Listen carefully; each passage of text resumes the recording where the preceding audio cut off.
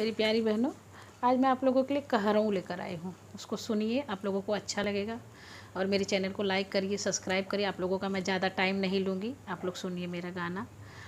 धन तोहके बोलाई लायबू की ना, धन तोहके बोलाई लायबू की ना, धन तोहके बोलाई लायबू की ना, धन तोहके बोलाई लायबू की ना।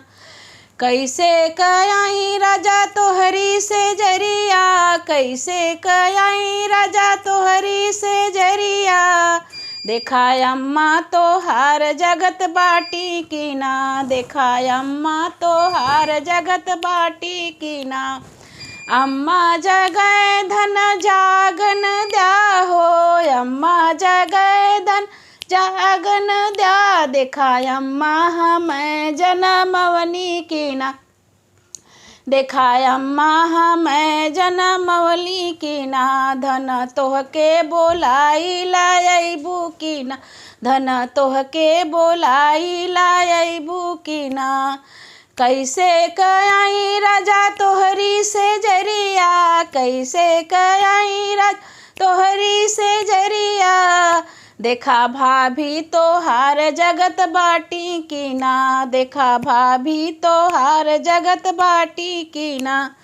भाभी जगै धन जागन द्या हो, भाभी जगै धन जागन द्या। देखा भाभी भैया लगवा बाटी की ना, देखा भाभी भैया लगवा बाणी की ना। धन तोहके बोलाई लायबू की ना, धन तोहके बोलाई लायबू की ना।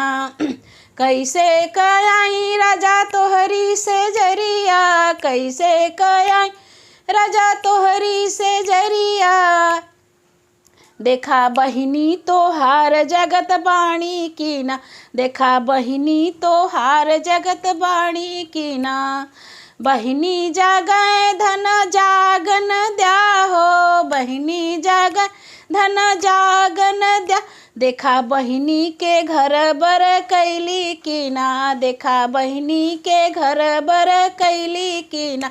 धन तोहके बोलाई लायबू की ना, धन तोहके बोलाई लायबू की ना।